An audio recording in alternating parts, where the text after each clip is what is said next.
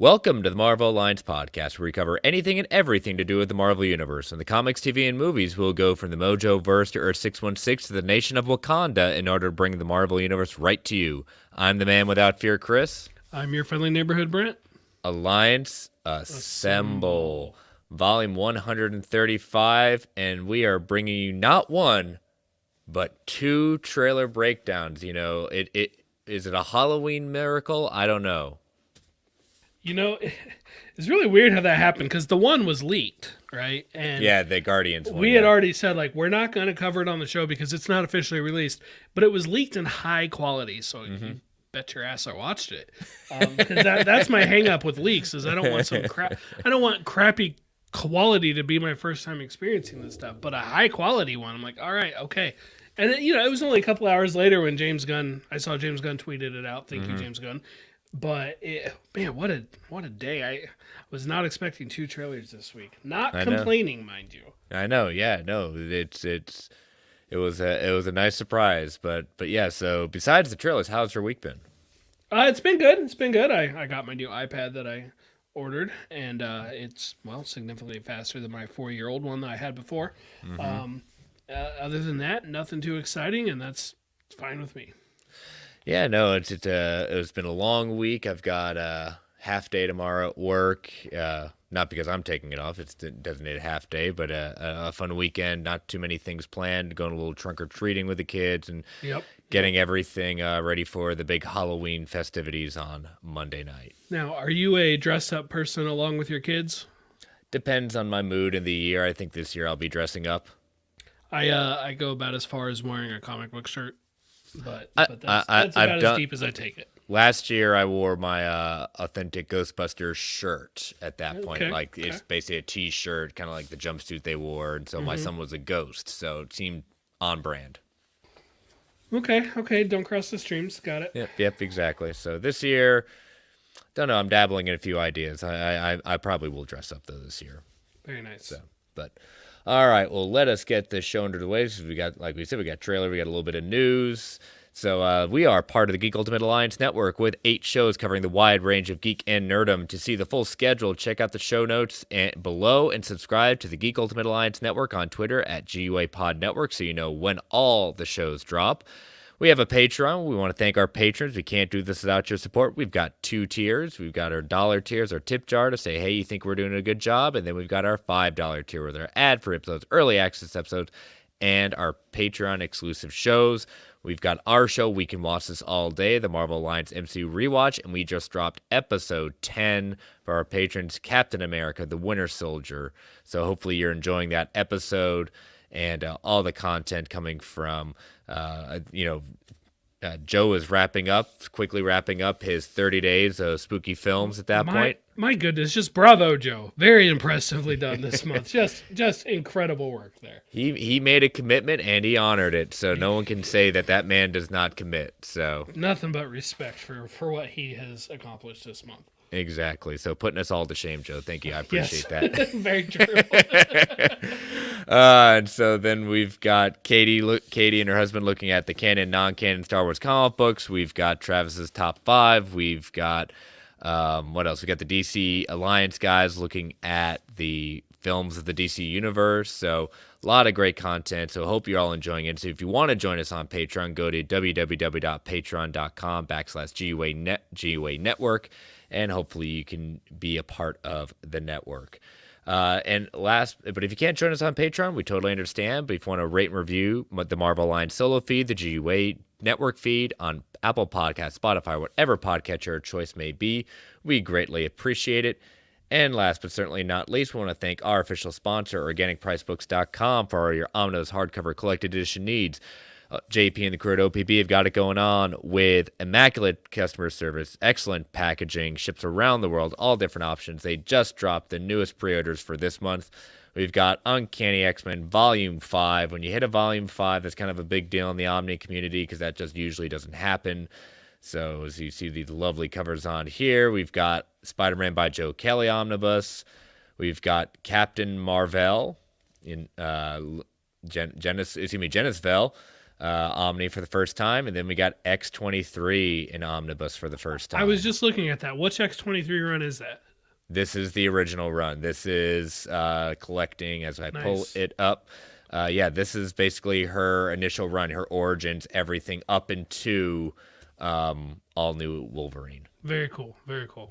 So yeah, so that's gonna be good. That's gonna be very good. You got Black Cat Omni, so you got a very strong Marvel Omni run.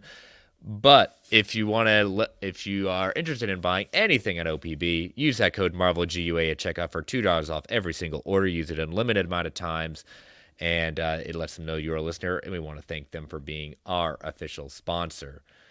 All right, so we've got a couple of network things to kind of continue onwards. Some extra plugs, some announcements, things like that. So Sunday afternoon, October 30th, Halloween Eve, the GUA is debuting our monthly show.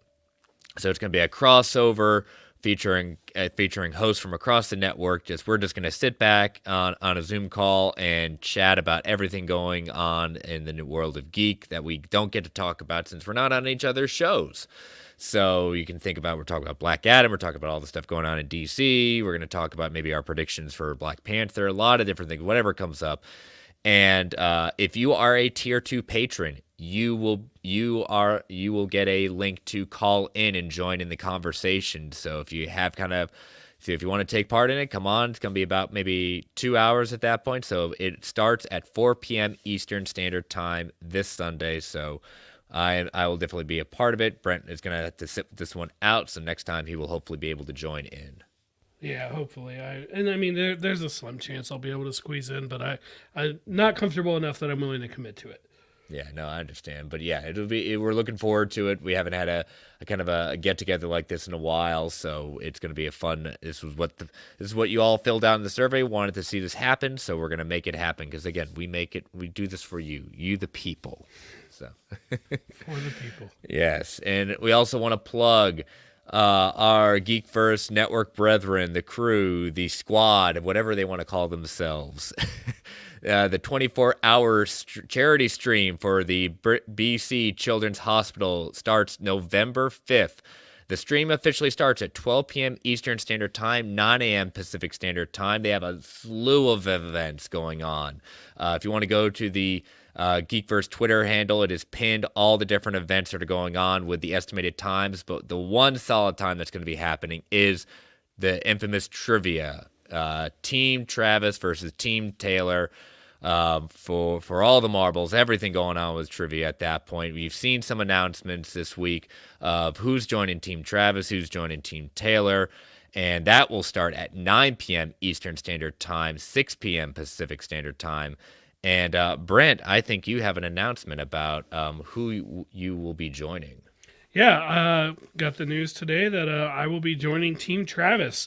So, I normally like the guy, but I guess for the next couple of weeks, screw that Taylor guy. Travis all the way.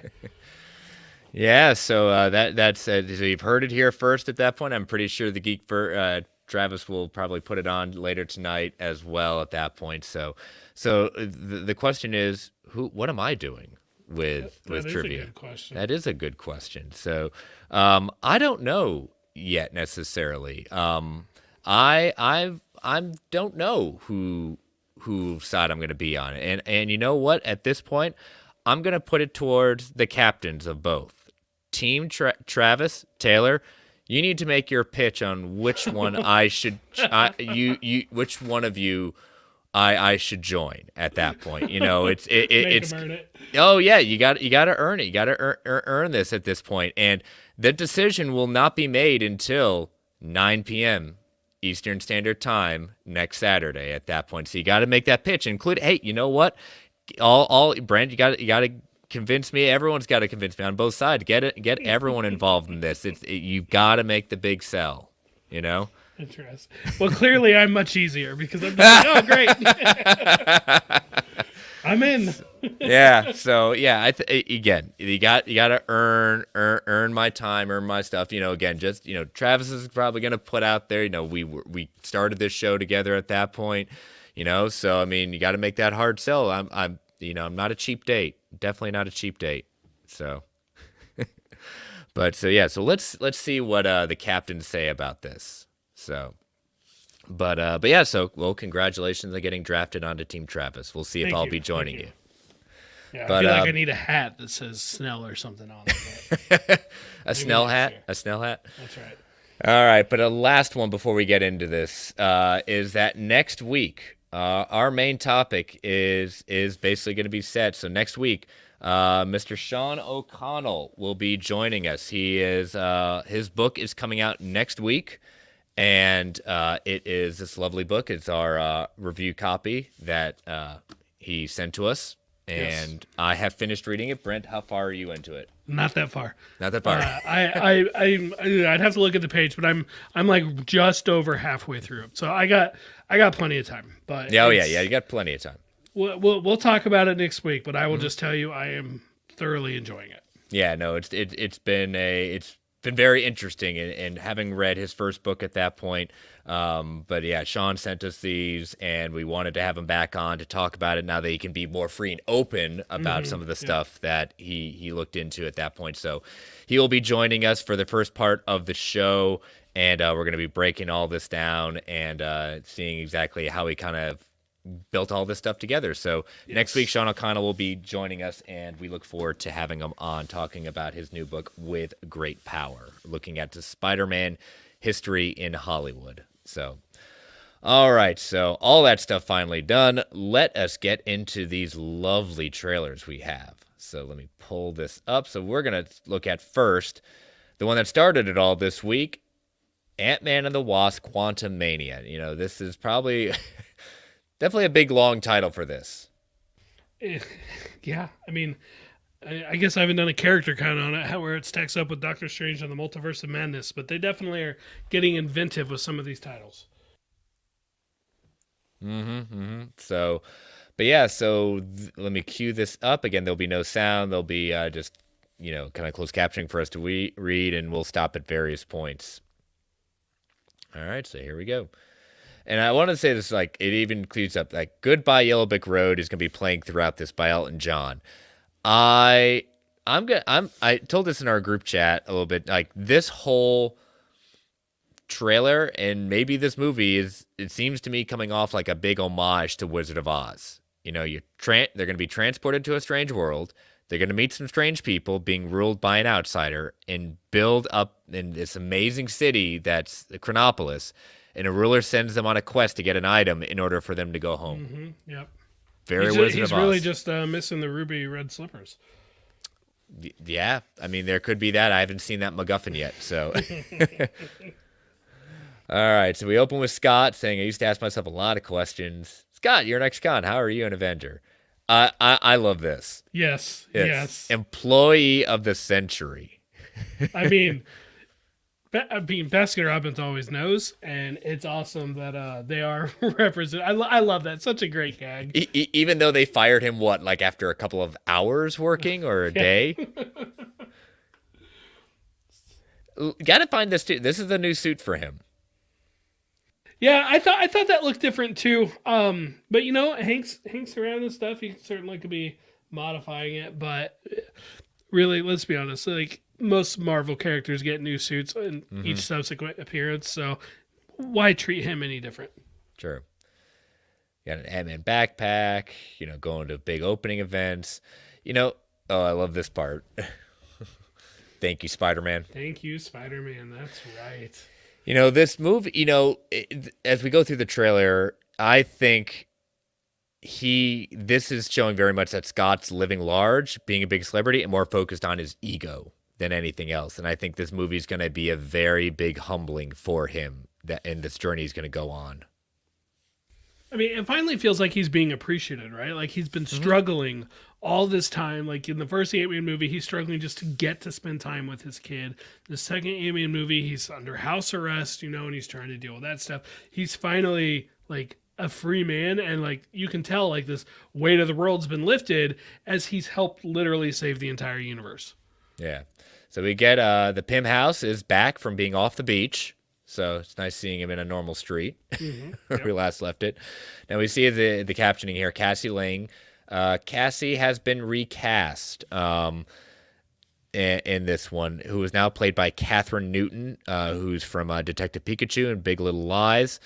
And we know from the stories coming out from the D23 trailer that at one point he's supposed to be getting a call from Cassie from prison.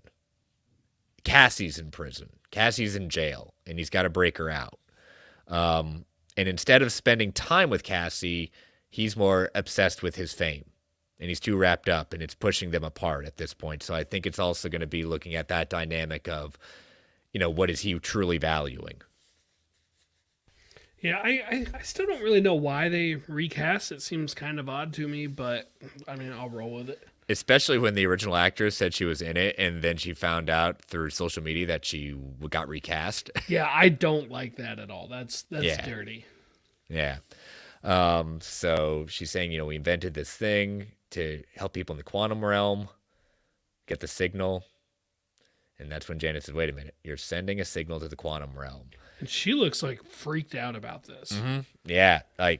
And we know for the D23 trailer, it's instead of spending, what was I trying to say? Not for the D23 trailer. I want to go back, this signal. A lot of people are jumping on this signal, they're trying to connect it to, Shang-Chi. Shang-Chi, yeah. Yes. What do you think about that? I'm a little conflicted on it. I certainly think it's plausible. It's certainly something Marvel would do. You jump to that credit scene of Shang-Chi with Captain Marvel and Bruce and Wong all looking at the rings, and as they kind of pulse, they talk about it pulsing, and it does look kind of similar as this transitions into some shots in Chronopolis. But at the same time, Shang-Chi just in the of course it's the MCU, they're all going to cross over. It's just not the direct line up in the Venn diagram I would have expected. Yeah, neither would I. So, but we'll see. Turning it off. And they all get pulled in. But you do see Scott lets go. Yeah, I mean, he lets go to go after his daughter. Yeah, he's not going to let her go. He lost 5 years of time with her due to the quantum realm. He's not going to let her go through that by herself. Now, it looks to be, he's wearing a suit, so he must have that, that you're shrunk down, or he's got a way kind of like Tony Stark-esque in the sense of hitting something, and it automatically, turns on, because we'll see later on, Wasp in her suit. Mm-hmm. Yeah. We're seeing in the quantum realm. This is basically going to be a big CGI fest. That guy, that creature just walking up. Right behind that shot, that perfect. Do we know who or what that is? No, I've gone to a lot of different places, and everyone's just like, well, it's inhabitants of the quantum realm, which makes up a lot of different things. Because we'll see humanoids, we'll see these types of creatures. What I'll say is that these do not appear to be people that are part of Kang's army. These seems to be the outsiders that are not in Chronopolis. I love the design of it. I just don't. I couldn't find anything on who it was, and I feel like I'm supposed to know who that. I feel like as a comic book fan, I should be like, oh, that's this person, and I can't place it at all. Yeah, no one I've been able to see has placed it. So if anyone's in chat that knows who this possibly could be, I'll take it.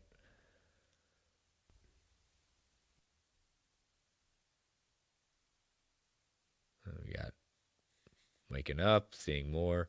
I like how the quantum realm is a secret universe beneath ours. Now, I think these are Hank, Janet, what was it? Cassie, Scott. Why am I forgetting Wasp's name? Hope? Hope. Yeah, Hope. I think these are them crashing down. I think this is kind of cool. Janet's going to really show them, what she did during this long stint and how she can navigate the quantum realm.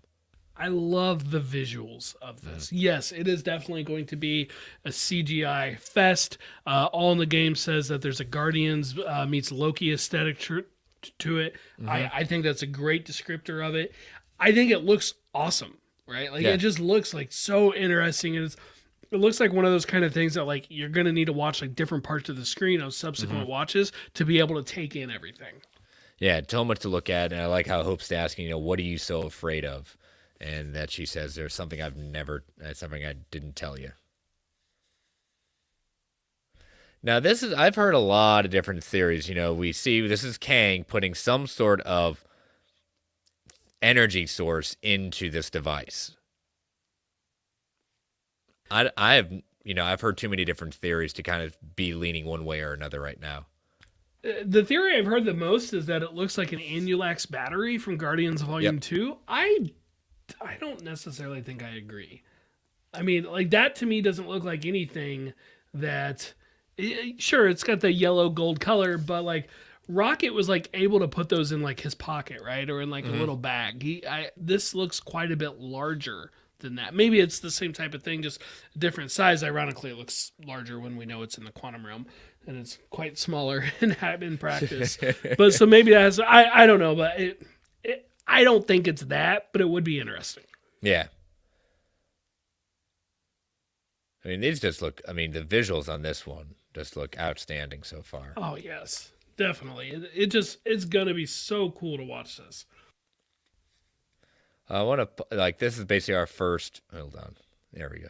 This is our first kind of scene at Kang. Now, there's gonna be a great visual, and I put it as our GIF for tweeting out the show being live. But Kang. This is not He Who Remains. This is Kang, and this is, as Jonathan Major says, this is This is the warrior version of Kang, and Kang the Conqueror is one of the Avengers' greatest villains of all time. Like he's even he can even, and I've said it before. I think when we were talking about this movie at that point, way back at the beginning of the year, Kang is going to be more. He is going to be more fearsome and is going to be deadlier than Thanos ever was. Oh yeah, yeah, and I mean we'll talk about his look when we get that better shot. Yeah, but in the comics, his origin was recently redone in the series Kang the Conqueror: Only Myself Left to Conquer.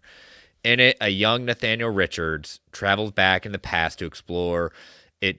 Due to his future being at a standstill. Everything in his future was a utopia because of how far humanity and technology had come, and those people didn't really advance in progress.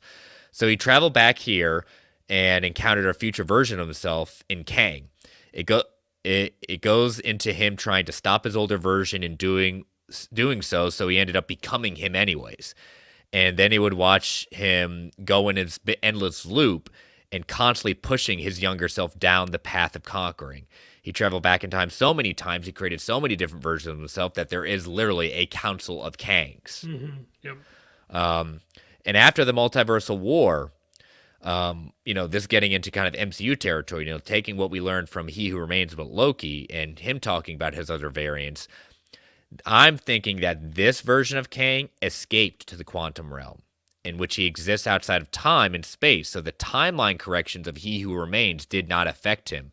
And so, but he can't leave, because if he leaves, he doesn't exist anymore. So, but now there's going to come to a point where He Who Remains is done.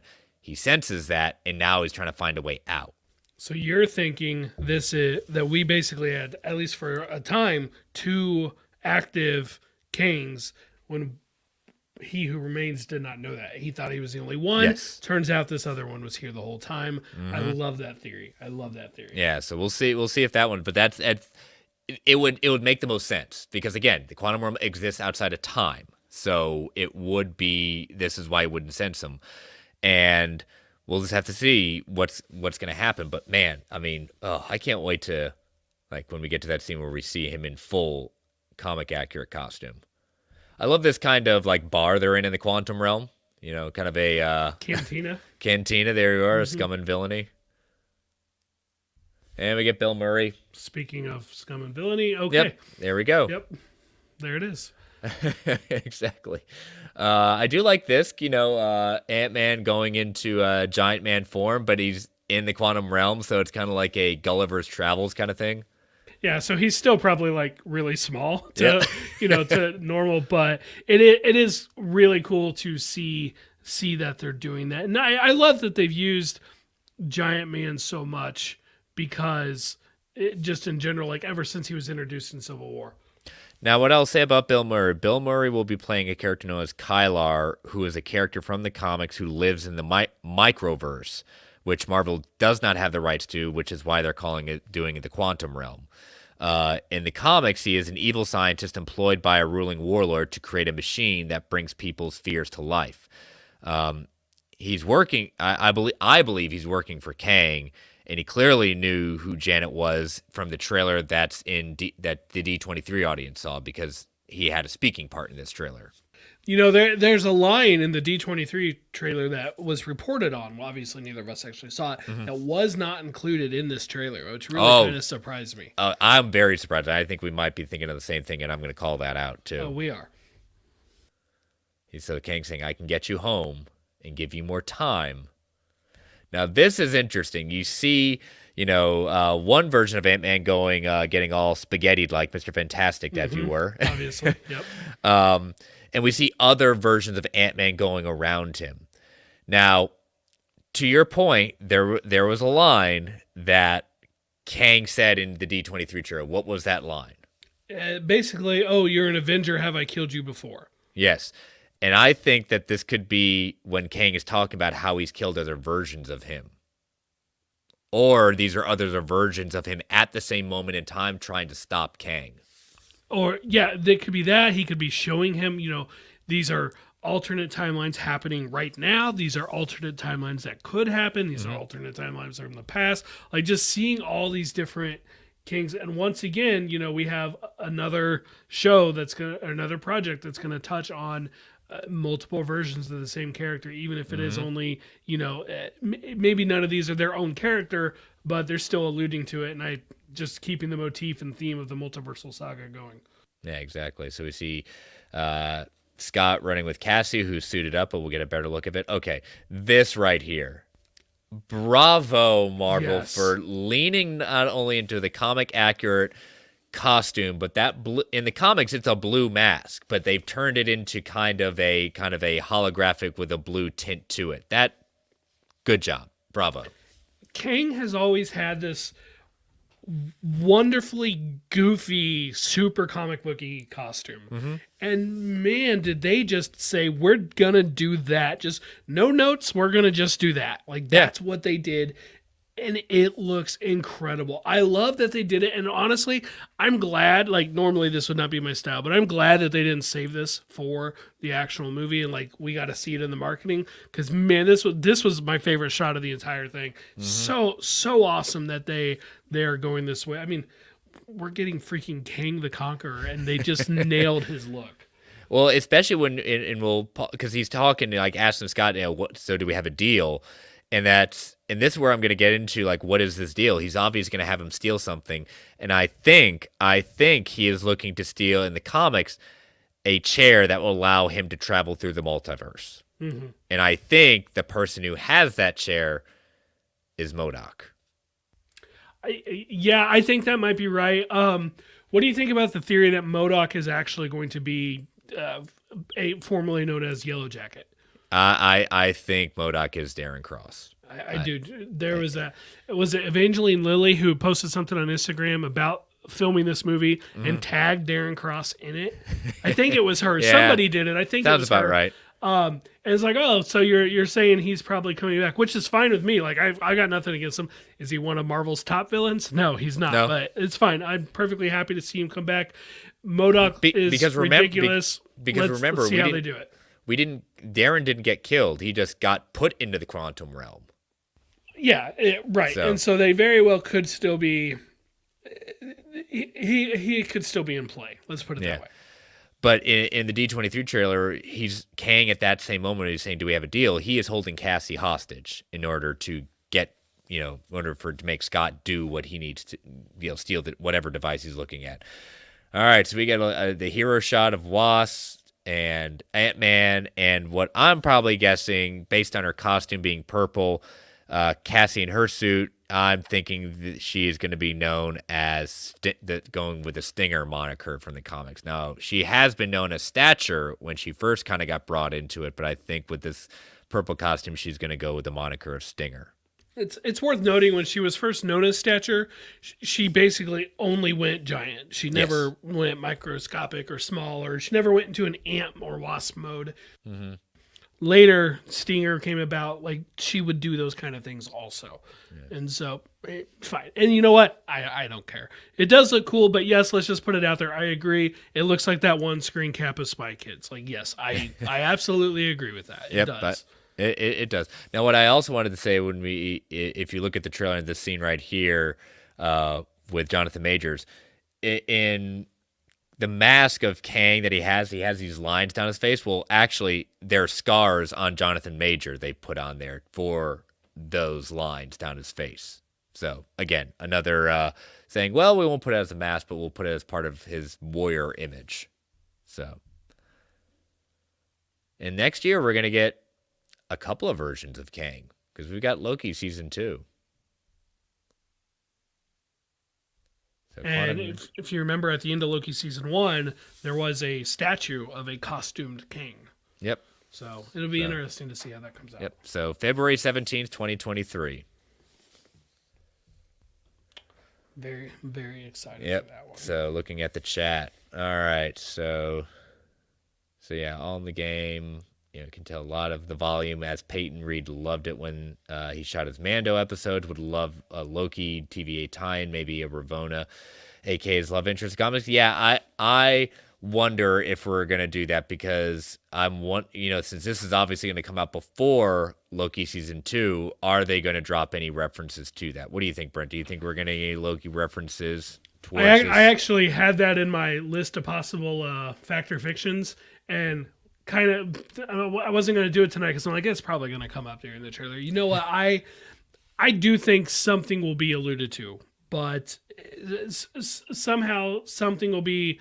There will be a reference to Loki. I do think it's going to be that kind of thing where, like, if you didn't see Loki, they're still going to give you what you need. But if you saw Loki, it was enhanced. I think that is the level of which we are looking at. Yeah. Brock saying, I am fully amazed they made a comic accurate Kang suit. Great job, Marvel. Preach. Yep. Yep. All in the game saying, any potential issue with Bill Murray in this movie? I do. Based on all the reports, I do. He's got all these misconduct allegations against him. I'm inclined to believe them. It sucks. Like, it sucks that we keep hearing about this. But the flip side of that is, I'm glad we keep hearing about it, because if it's happening, it should not be secret. These people should not be getting away with it. And I just, frankly, I wish he wasn't in the movie. Of course, I'm still going to go see it. Yes, I believe in separating the art from the artist. But he's still kind of an ass at this point. We know he's an ass, and I'm not. Let's just put it this way: I'm not seeing the movie because of him. Yeah, and here's the thing: like, even though he had lines in his part in the D23 trailer, I was hoping with the actual trailer they didn't even need to put him in there, because again, yeah, he would have been out there at that point. I don't know, from everything we've heard, even from his own statements on it, it's such a small part. I mean, I'm not trying to make more work for people. If Disney's about representation matters and trying to improve their image, I really, without knowing how big his part's going to be or what he's going to be with a MacGuffin on there, I really would have much better not seen him. So. Yeah, like if just cutting him from the movie is an option, then that would get my vote. I don't anticipate that happening, but if that's an option, then yes. Yeah. Again, if we're going to say we're going to do better, Disney, do better. So, again, it's unfortunate, but yeah, I have a problem. Brent has a problem. I have no reason not to doubt it, especially when people start getting paid off and court settlements of huge amount of settlements to keep quiet. Yeah, my spidey sense goes off on that one. So, but yeah, so again, it's not going to keep us from the movie. We're just disappointed at their choice. So, all right, so let's take our first ad break before we get into our next trailer. I'm still amazed we get 2 trailers tonight. We're eating good tonight. All right, so as always, listeners, these ads keep the lights on in the Geek Ultimate Alliance Network. We don't get to choose what ads come on, and they can be a bit loud, so give it that 3 count before they come on. 3, 2, 1. We'll be right back.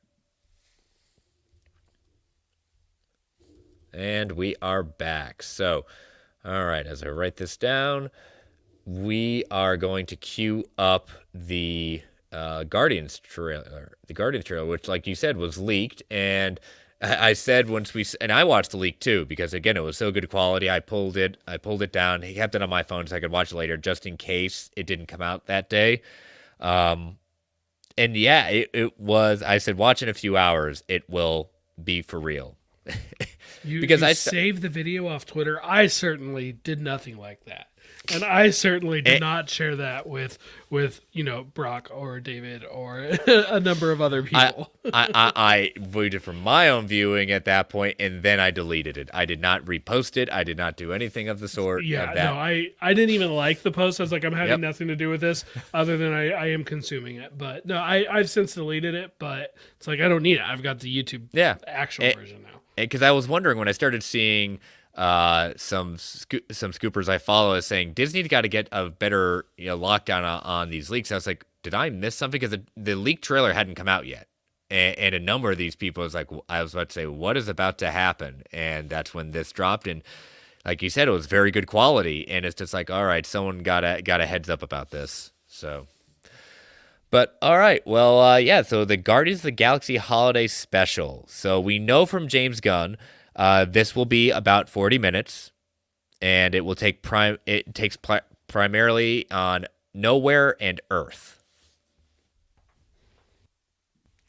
I love that they put that special presentation intro to it. Yes, make this a thing. We're trying to make fetch happen. Just do it. Yep. We got Peter Quill, Kraglin. It's Christmas time on Earth. Where's his other wife? You gotta wonder what Christmas actually means to Peter. Like, he was so young when he got taken. He's lived away from Earth for so long. It's like, does he even care anymore? He clearly is down about Gamora, though. Yeah, he's down about Gamora, and they want to try to make him find a way to like Christmas again because Yondu had ruined it for him when he was younger. So doesn't have Gamora. So yeah, they want to cheer him up a bit. This is a different ship. I'm wondering what ship this is because the Benatar is still intact. We know that from Thor: Love and Thunder.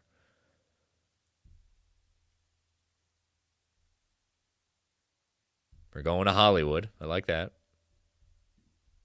Just Drax and Mantis trying to get around LA, looking for the perfect Christmas gift.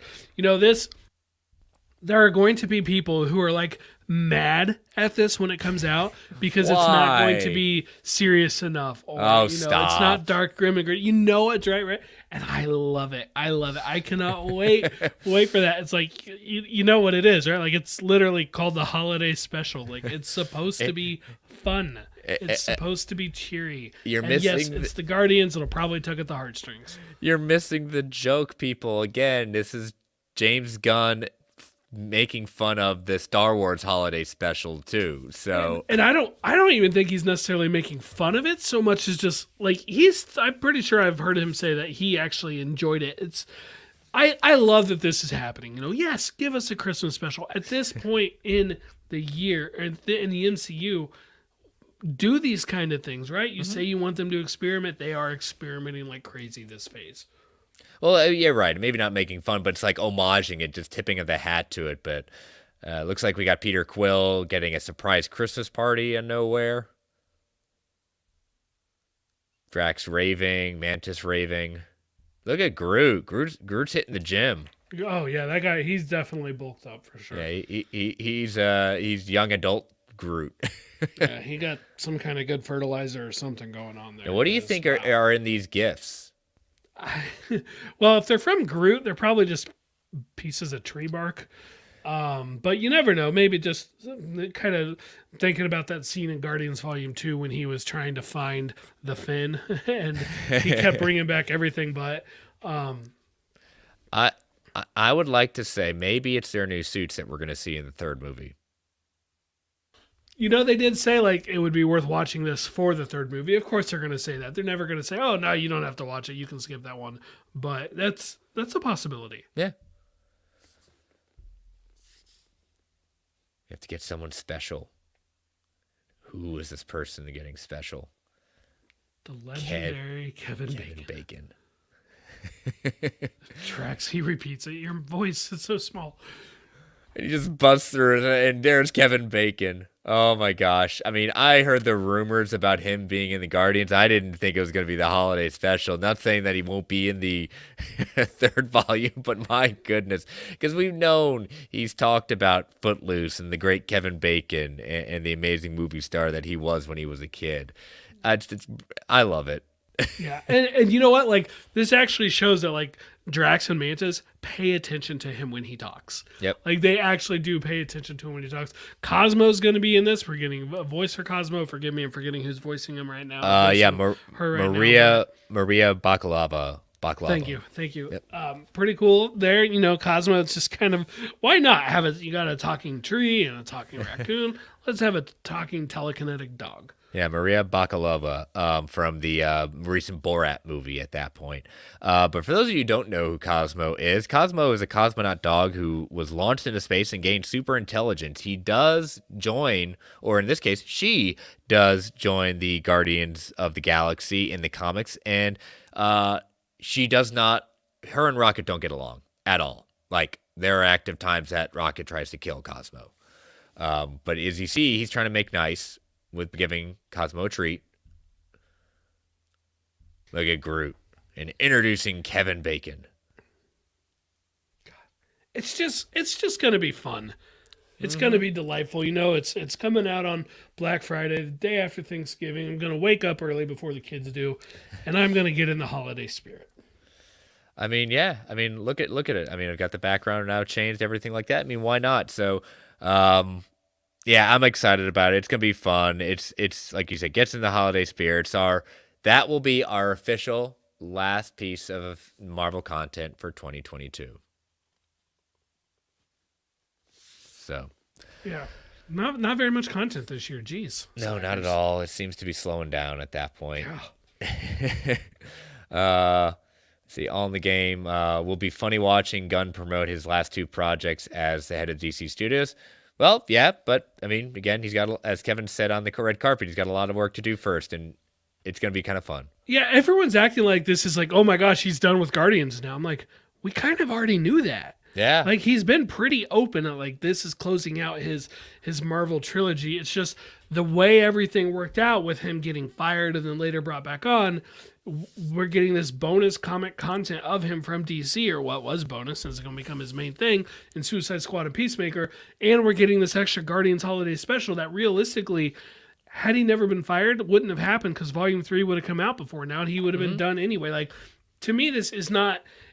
I don't know why, like, where's this coming from? Like, we knew he was done. Like, this isn't news, but what is news is, yes, he is the new co-head of DC Studios. Everybody forgets that, but I think it's great. I was texting with Brock the other day, and I told him that I genuinely have not had this much faith in DC's future in a long time. And if I'm being honest, probably since, like, Christopher Nolan's era. So, and I'm not trying to be hyperbolic with that. I'm just saying, like, I think it's a great move. And I'm excited to see what they do. 4 years isn't a lot of time, but it's enough time to get a plan started, some stuff in development, and then hopefully, you know, everybody's happy with how it's going, and the contracts are extended so they can see some of this through.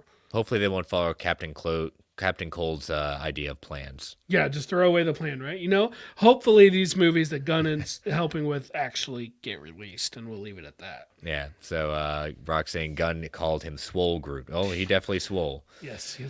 All in the game, the next 4 years running DC Studios seems like the next logical and challenging step after the holiday special and Guardians of the Galaxy 3, presumably bring things to an organic end. Yeah, I mean, again, I think he's getting to leave it in on his way out. So I mean, I'll be fine with it. It's gonna be fun on the interview circuit. So as a huge fan of his work with Guardians, you know, thank you for your service. I appreciate your contributions to the MCU. Yep. Like, I don't feel bitter. I'm not upset. Would I take more from him for Marvel? Of course I would. Mm-hmm. But how am I going to get mad at 3 movies and a special presentation? Yeah. You know, good for him. I'm glad he got a gig that he's excited and passionate about. And guess what? He gets to close and open a new phase. You're right. I hadn't thought of it that way. Closes out phase 4, opens phase 5. So, well, presuming there's no shows or anything in the middle there. But true. As the calendar is right now, yes. I don't see them doing anything in January at this point. Signs are pointing to March for our first. I guess Disney Plus technically content. Ant-Man and the Wasp is in the middle there. Well, So- Ant-Man and the Wasp is coming out February. Yeah, so he's not. He's closing out one phase. Oh, but you're he's right. not You're right. launching Yeah, the you're next right. one. Sorry. Yep. Yeah. Sorry. Got my all dates screwed up. Yep. Still, You're right. it's in just the span of under 6 months, we're gonna have 2 projects for the Guardians from James Gunn, and I Yep. think that's incredible. And then hopefully after that, it's not gonna be too long before we get to revisit the world of Peacemaker and go to season 2 of that, because good lord, that show's hilarious. Yeah. Do you really want to taste it?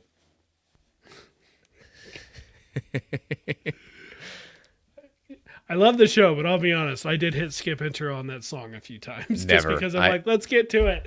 Nope. But it's cool that they did it. It's fun that they did it. Peacemaker's awesome. I am a fan of James Gunn's comic book work. There's just no getting around it. So, he gets to have more influence over the studio that, frankly, I think could use his influence. Great. Sign me up. Welcome to Marvel DC on Marvel Alliance. That's right. Sorry, Travis. All right, so we're gonna head into the news. Just a couple of quick news items. Go focus a couple of things on Fantastic Four, Silver Surfer reboot, and Fantastic Four prequel ahead of 2025 movie reportedly in the works for Disney Plus. So, according to a report from the Cosmic Circus, the Herald of Galactus himself, the Silver Surfer, will star in his own Marvel special presentation on Disney Plus. The special will reportedly take the similar route of Werewolf by Night and feature Norrin Rad as the Herald of Galactus in the far reaches of the cosmos. The Cosmic Circus reported that the Silver Surfer is planned to debut in the months leading up to February 2025 Fantastic Four and must release before the film. Rad will reportedly not interact with any established MCU cosmic characters in his special presentation that takes Netflix's The Sandman as inspiration with a cosmic twist. In response to the Cosmic Circus article, insider My Time to Shine Hello shared how they heard Silver Surfer is a movie as opposed to a Disney Plus special presentation as previously reported. On top of that, Cosmic Circus revealed that Marvel Studios is developing a special presentation. Never mind. Just repeating myself. Okay, never mind. So what do you think about... actually, no, I was right that they're going to be doing a possibly a Fantastic Four prequel in addition to the Silver Surfer. So a special presentation, kind of maybe introducing the FF pre-cosmic rays incident. Yeah. I mean, I at this point, I've said it many times and I'll continue to say it. I am in favor of more of these special presentations. I love the idea of doing something like this to kind of introduce you to some of the characters before the movie.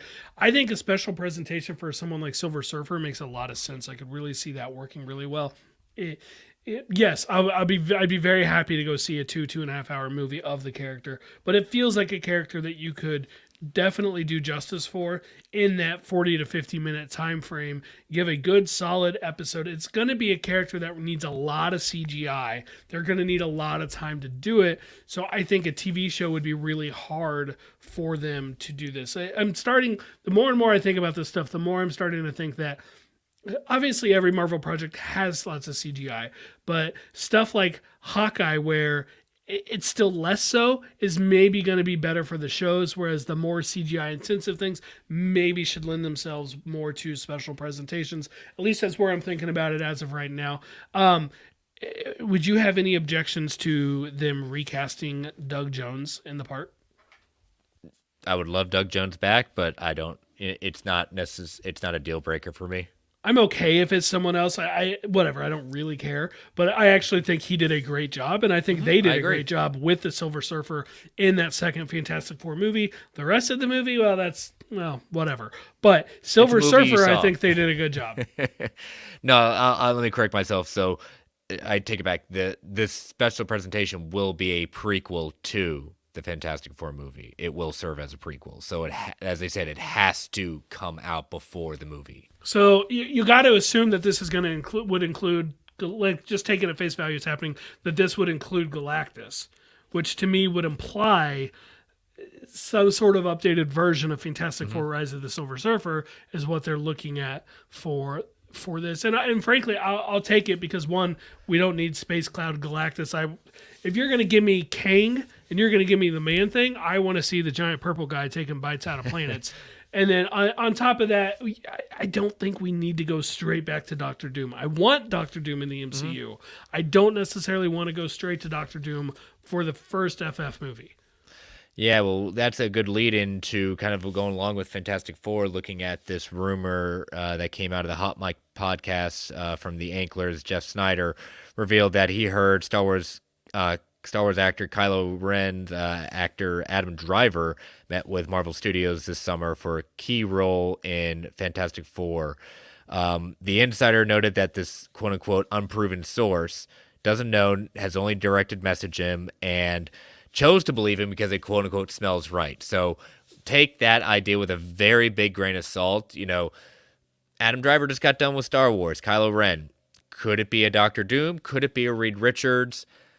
Again, we hear these stories a lot when it comes to big-time actors meeting with Marvel. Some things actually get proven right. Other things have not happened since. What do you feel? Do you feel Adam Driver is if he met, would it be for Fantastic Four? What would you see him, Doctor Doom or Mr. Fantastic? I would be surprised at this point. Like I'm not surprised at all when I hear any actor or actors meeting with Marvel Studios. They have so many projects going. Their reputation is really, really strong. I'm not surprised that Driver would be willing to at least take a meeting. And I don't know his feelings about big franchises post Star Wars, but I'm trying to decide, like, if he goes Doctor Doom, is that a little too on the nose with, you know, the magic powers and wearing the face mask and stuff? Because I'm sorry, that's basically what the Force is magic powers. Sorry, Katie, it's fine. But can I see him as Reed Richards? I don't know. And the only reason I say that is, with the exception of one clip of him screaming at Scarlett Johansson in whatever that movie was. The Marriage Story. The Marriage Story. With the exception of that clip, I've only seen him as Kylo Ren. I haven't seen him play anything else. So I don't have a frame of reference where I'm like, yeah, that guy could definitely pull off the tech jargon speech that you'd need for Reed Richards. I'm not saying he can't do it. Just, I don't think... To me, nothing in Kylo Ren says that's a guy who's for Reed Richards. I just never expected you to bring up Marriage Story. This is the only other thing I've ever seen him do is a clip of that. And I didn't even see that movie because, frankly, I didn't care.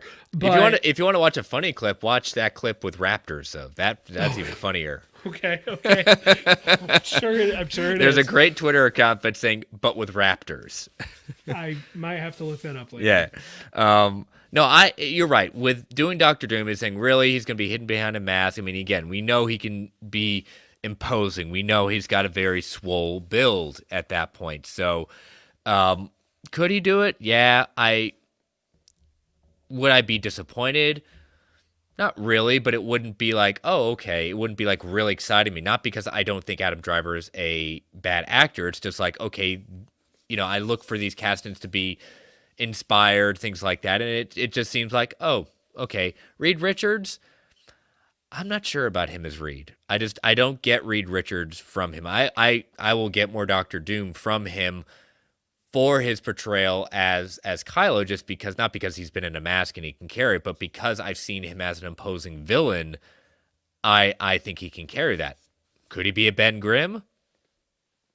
No, I don't see that, and I don't see him as Johnny. Johnny needs to be the young hot star, whatever, you know. Yeah, I would agree with that. And just to be clear, like, I liked him as Kylo Ren. Like, yeah, he might have been the most. I'd have to think about it, but he might have been the most interesting character for me in the sequel trilogy.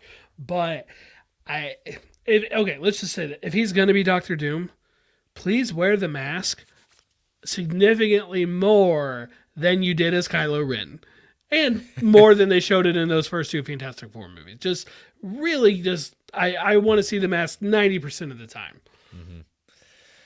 Amari Daniels in the chat saying, if Mads Mikkelsen wasn't already in Doctor Strange, I think he would have made a great Doom. Yeah, I would agree with that. I don't think that should be a deal breaker. The characters would not be recognizable as the same people at all. We've seen other people, you know, get cast in different parts. Cersei in Eternals was, you know, I'm brain farting on what her name was, but one of the Kree in Captain Marvel, the characters are totally different. And so True, but Mads Mikkelsen, I think, would be fine.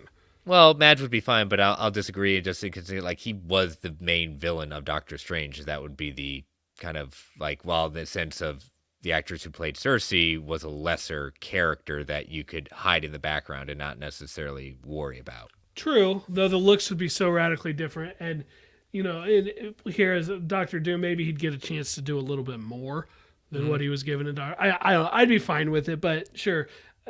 Adam Driver in general, by all means, find somewhere in the MCU for him. If it's not Reed and it's not Doom, by all means, bring him into the MCU somewhere. I mean, I think he's awesome in Star Wars. So, yes, please bring him in somewhere. Yeah, it'll be a matter of time. If it's not this, it'll be something else. So, but all right. So our last story for the evening is involving one of my favorite actresses. I'm a Pugh boy, Florence Pugh. Reportedly set to star in a new Mystery Marvel movie. So this is coming from the Hollywood Reporter. Florence Pugh will receive an 8-figure paycheck for her next 2 theatrical appearances as Yelena Belova. The actress has currently only been confirmed to return in 2024's villain-centric ensemble, The Thunderbolts, leaving a second unknown movie in play. Remember after Endgame, we were told, was it Feige or someone else that said the days of the big paydays for the actors, or was it the long-term contracts? Which one was it? It was long-term contracts that they were talking about. Okay. So this is not a long-term, but it's two films, one of which is announced, and she's getting 8 figures for it. And I'm not saying she doesn't deserve it at that point. Again, I love her character. We need to have more of Yelena and Kate Bishop. You're good. You're good. Keep going. Yep. my wife just walked in the room dressed as the Mighty Thor. I'm gonna put that out there. Oh, that's wonderful. And it really just threw me off. So, like, okay. Bravo. I guess she's dressing up for trunk or treat and for Halloween this weekend. Come on, Brent, shape up. I mean, I could be Fat Thor from Endgame, I guess. No. Bro Thor. Sure, I guess. So the question is, they could always add on another movie, but what would be the second one? And I think the very obvious one could be either Kang Dynasty or Secret Wars. I think those make the most sense. With what we know right now, I think that's just like those between those 2 movies, maybe we're just assuming, but I think can reasonably assume that they're like Infinity War and Endgame, where pretty much between the 2 of them, you're getting the whole crew together. That makes the most sense. That said, just to will it into the universe, I'm going to choose to believe it is a Black Widow and Hawkeye team-up movie, and that Haley Steinfeld will also be getting contracted for a theatrical appearance as well. That is not one of those 2 movies, and we can get more of their dynamic because they were amazing together in Hawkeye last December. Very much so. But with that 8-figure, I would sense that whatever movie she was going to be in, it is a starring role. Like, she is not a 10-minute total time on there. She is going to have a significant amount of time. So if she is leading the Thunderbolts, my guess is she will continue leading the Thunderbolts in that next movie. So that's a great point, but that actually makes me think it's going to be less likely to be Kang Dynasty or Secret Wars. Okay. Because she's not exactly a time travel character. She's not exactly a multiversal character. And there are other, really, again, going off the model we had of Infinity War and Endgame, yes, you can argue Thanos for Infinity War. There really wasn't a main character. Right? No, you're right. At least on the hero side, there wasn't. And of course, just because that's how it was with those doesn't mean that's how it has to be for the end of Phase 6. But I really do feel like it's more likely to be a movie that she truly is the star of. And so while, yes, I'm willing it into the universe to make it a Hawkeye. Fine, Black Widow 2 guest starring Hawkeye, something like that. But we'll see. What do we do? What can we make those kind of... Black Hawk? Sure, I feel like DC might have something to say about that particular title. But it regardless, I think it is going to be related more to a project truly starring her where she is the lead, even if it's an ensemble like the Thunderbolts where she is our like main character. Yeah, I mean, we still have a number of spots in that Phase 6 that have not been opened up yet, so we'll have to wait and see. There's absolutely time for them to do more theatrical projects. But I'm glad we're getting more of her beyond Thunderbolts. That's a very nice treat for us. So. Absolutely. But all right, so that is all the news for this week. I know some people may be listening. What about this news? This news, yeah, we had some late dropping news. We decided we're going to keep that till next week at that point, since we had 2 trailers and stuff like that. So tune in next week for us to break down some of those news stories. All right, so let us take our last ad break before we get into listener feedback, Fact or Fiction, and Comic Book Club. So, listeners, as you know, these ads help keep the lights on in the Geek Ultimate Alliance Network. We don't get to choose what ads come on, and they can be a bit loud, so give it a 3 count before they come on. 3, 2, 1. We'll be right back. And we are back. So, Brent, you put out the Spidey signal for questions. What do you got for us? I did. I'm going to jump to what came in second, just because I saw he's in the chat. Omari Daniels, would you want to see Agent Carter revived on Disney Plus? Haley Atwell clearly still loves playing the character, and there's plenty of places for the show to go, even if I feel season 1 was stronger than season 2. What do you think?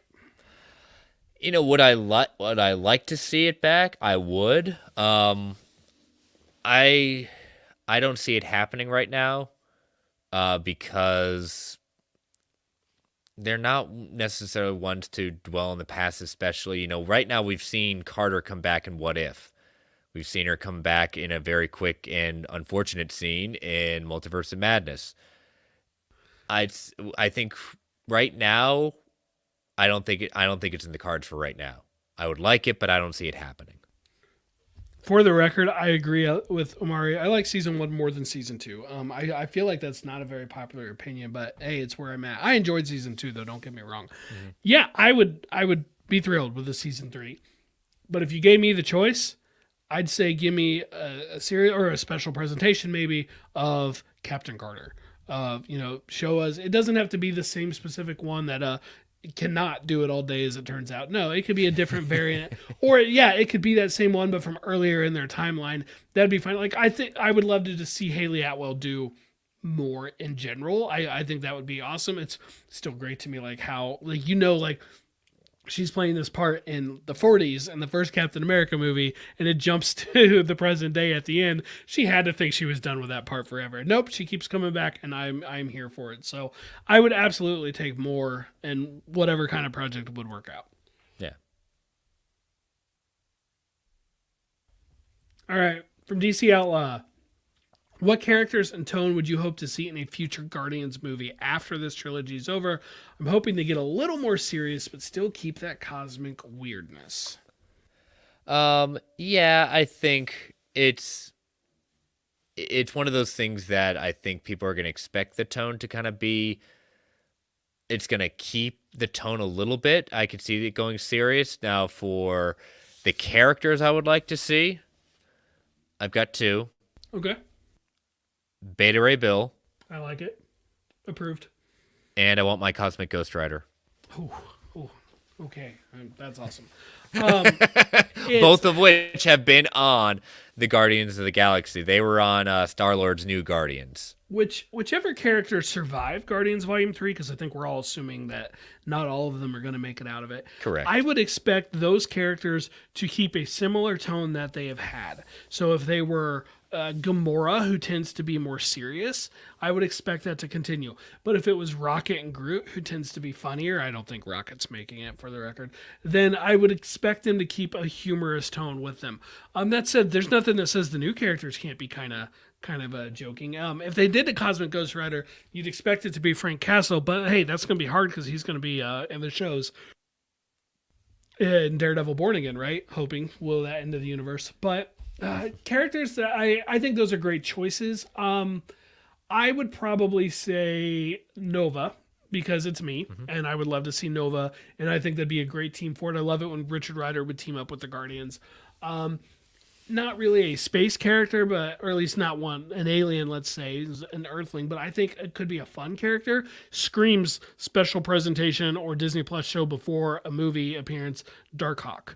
Get that Okay. cool little gem, Yeah. put on some armor. Maybe a little, at that point, a little too similar to Blue Beetle, at least in loose concept, but obviously not ultimately in what they do. And well, I don't know. There are some definite similarities there, but regardless, those are the couple characters that I thought about. How about this?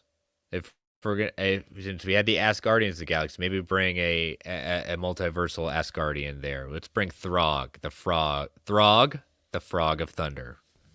He's in that jar or whatever, and in that episode of Loki. Let's bust him out of there and bring him out. I mean, he'll be part of the Pet Avengers. But Yeah, exactly. All right, we got any more questions? yeah, one more from Josh. When will we see Doctor Doom specifically? Will it be before Fantastic Four or Avengers King Dynasty? I gotta be very careful with what I say. I think we will hear mentions of Doom. I don't think we're gonna see Doom for a little bit. I think we'll start hearing mentions of Doom. When we will actually see Doom, I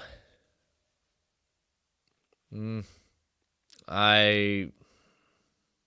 know. I don't know. I don't know if I think that I think we will see Doom, Fantastic Four. I just don't know if we're going to see him outside of an end credit scene. That'd be my only guess of when we would see Doom as an end credit scene, but I'm just trying to think of where it would fit in.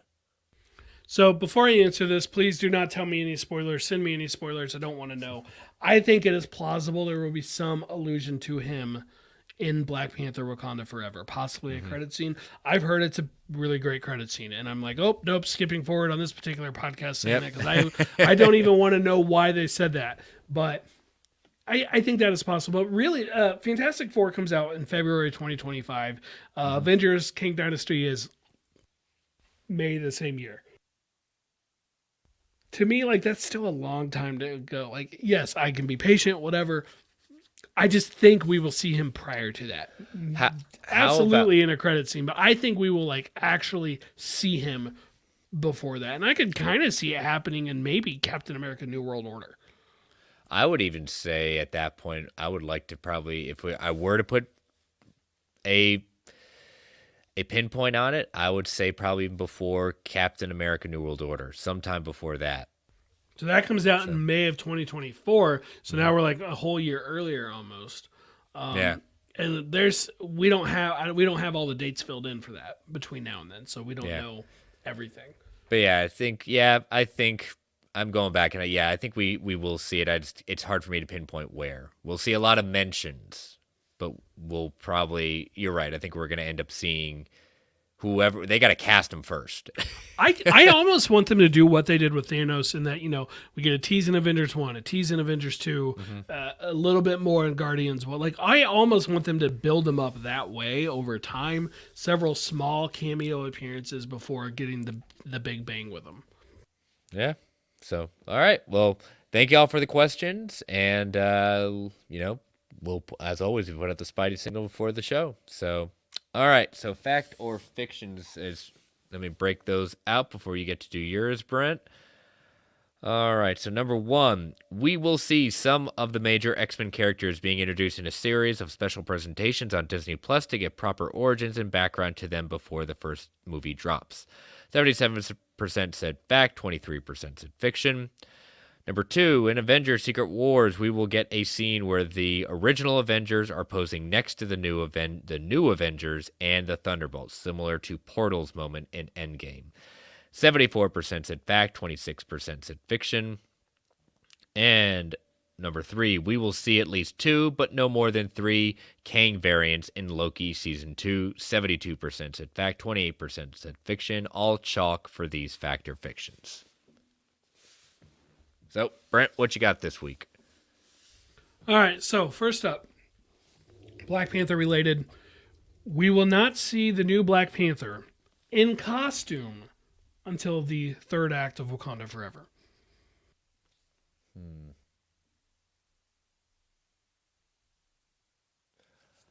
I'll go fact. It's just one of those like saying, I would love to hear, with Coogler saying like, well, you saw this, but it doesn't mean it's that one person you think it is. I think it's possible that we will find out who it's going to be earlier in the movie, but actually, like seeing the costume, I think Act 3. So yeah, I'm going fact as well. Okay. All right, a couple animated related ones for you. Deadpool will be in Marvel Zombies season 2 or later, but not until after Deadpool 3 comes out. Yeah, I will give that a fact. I think that's very plausible. Okay, he's already got the look, so I'm a fact as well. Would that be? Let's say that's true. That happens. Would that be the first Fox character to appear in animation, not counting X-Men '97? Yeah, that would be live action appearing in animated. Yeah. Well, even I don't think any of the, because we haven't had any X-Men characters yet, any Fox related characters yet. Wolverine. And he's appeared in What If? No, I'm saying this would be the first animation. Oh, gotcha. Yeah. I mean, yeah, Wolverine's going to be in Deadpool 3, obviously. Yeah. But we'll see Deadpool before Wolverine in that movie, most likely. So Deadpool will still be the first one. Gotcha. That's a different kind of fact or fiction. All right, last one. We will see a T'Challa variant in What If Season 3. Obviously voiced by a different actor. I will go fiction. I think that they're gonna we won't see a T'Challa variant for a while.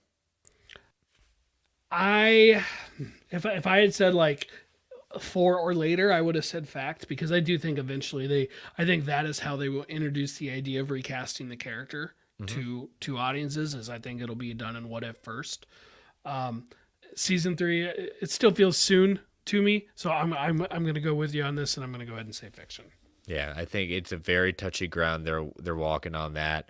A lot of people with strong opinions on either side, and I understand both sides at that point. But I'm saying right now, the way Marvel has done it right now, I don't see them revisiting, recasting T'Challa in animation and or in live action for a while. I'd say the earliest we would consider that is Secret Wars, or more than likely post Secret Wars. So. Okay, fair. Yeah. But all right, well, I will post those as always Sunday afternoon, so let your voices be heard. And so we will transition to our last item of the evening. Our comic book club, Uncanny X-Men number 97. So, even though we're getting ready to do Halloween here, the issue itself, 98. Forgot to change that on my notes. So issue 98, and we're going to Christmas, but the Christmas has been interrupted by the Sentinels. Hate it when that happens. Just party crashers at this point. What did you think about the issue? Overall, I enjoyed it. It felt a little fillerish to me, but overall, I enjoyed it. A few pages in, when the Sentinels show up, it really reminds me of some visuals from the X-Men 90s show, like the Night of the Sentinels, those first couple episodes where they would tear open the roofs of like the mall and stuff and come in. But what really caught my attention on that page first was we have a Stan Lee cameo in that, and Jack Kirby. Kirby, yeah, Jack the King Kirby. I had to do a double take because I was like, wait a minute, who's he? Oh, I got a good kick out of that. I thought it was pretty funny.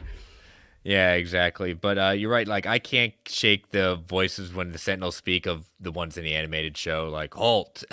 Oh, no, that is the voice. That is what I hear. And that show so formative. Like, that's the voice I hear for a lot of the X-Men characters. Like, if it's a character I heard on that show, that's probably what I'm hearing in my head as I read these. Yeah, like the plot in this one is like the plot I'm met on. The action sequences are really good. It seems very random, like, it just happens to be Christmas and the Sentinels are kind of randomly, and then we see the person in the back that we saw at the end of the last issue. Apparently he's controlling the Sentinels and trying to basically take out the mutants at that point. And I'll just say that, Wolverine does what Wolverine's best, and as soon as someone messes with Jean and hits her, oh yeah, he gonna take you down.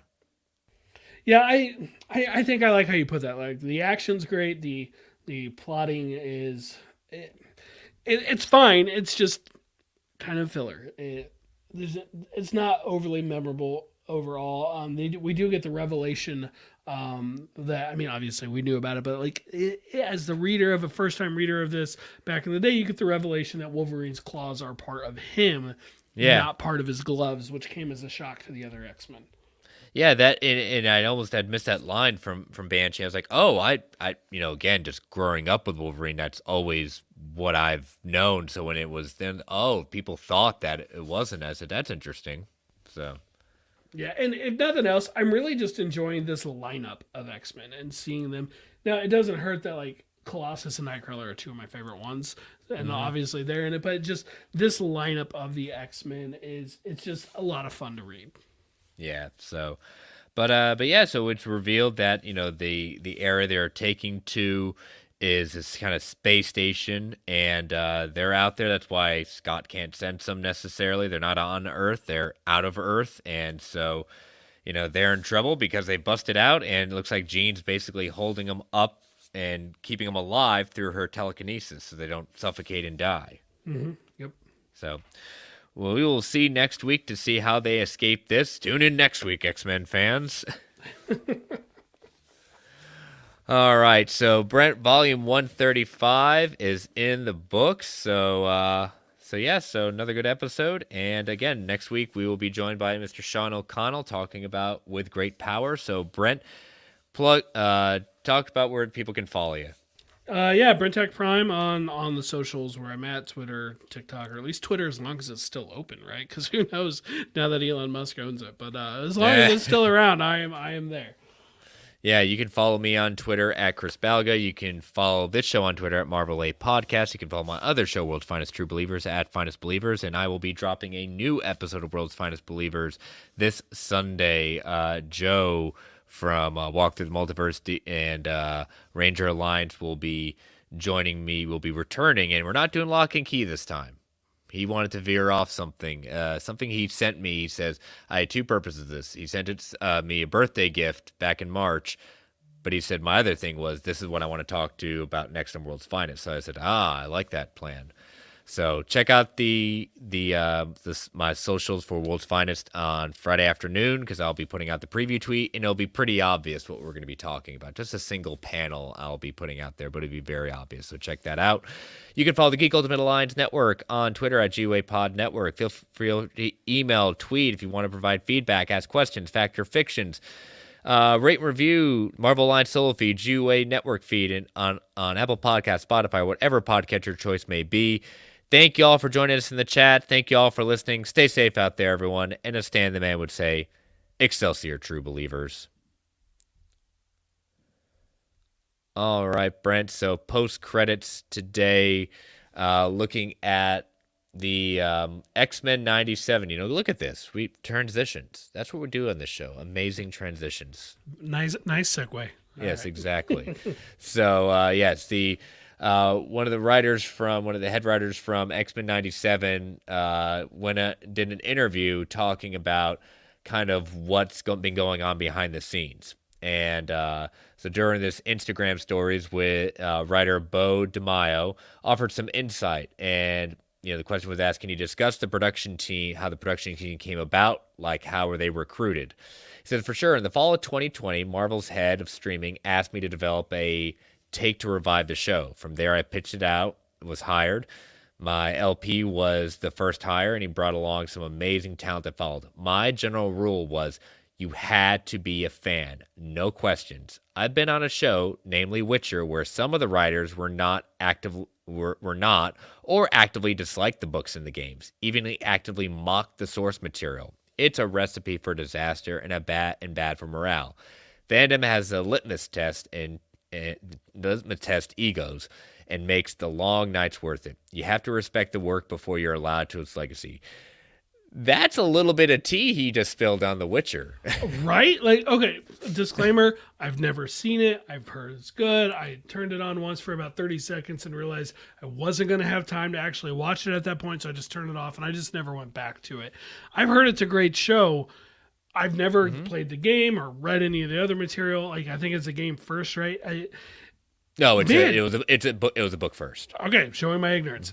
He called that show out, and I'm like, like, you just don't normally see that stuff. So that really, like, I actually thought that was the most notable update or thing to come out of this, because he really didn't say that much about the X-Men in general, other than, he goes on to say, like, Rogue is definitely going to have a big part to play because he's a big fan of Rogue. But dang, he really went after The Witcher there. Yeah, no, he did. Like you had said, like Rogue is still a fan favorite, and he's aware that Rogue has learned to control her powers, and he has mixed feelings about that, because that's what, in his opinion, made the character unique at that point. And I like it at the end where they say, like, "Are you worried about fan reaction to X-Men '97?" He says, "I care, but I'm not worried." I mean, great response. Yeah, great response. Because again, we haven't seen like footage per se. We've seen stills from it, and it looks great. It looks exactly how it should at that point, especially knowing as many of the voice actors and actresses that are coming back. I really can't wait for the show. I know it's next year. We just don't have a date next year yet. It's going to be awesome. It's going to be so much fun. The nostalgia buttons are going to be firing off like crazy. And I guess take that into consideration when we're reviewing that show. But we're both of the age, like, we grew up on this show. Like, this was huge. This was part of, like, the big four comic book shows that were all out at the same time. And it's just amazing time. And it's so much fun to get it revisited. And still, the only X-Men project outside of the comics that has gotten the Dark Phoenix saga correct. 100% true. All right. Objectively. Objectively. All right. We will see you all next week, and you all stay safe. Bye-bye.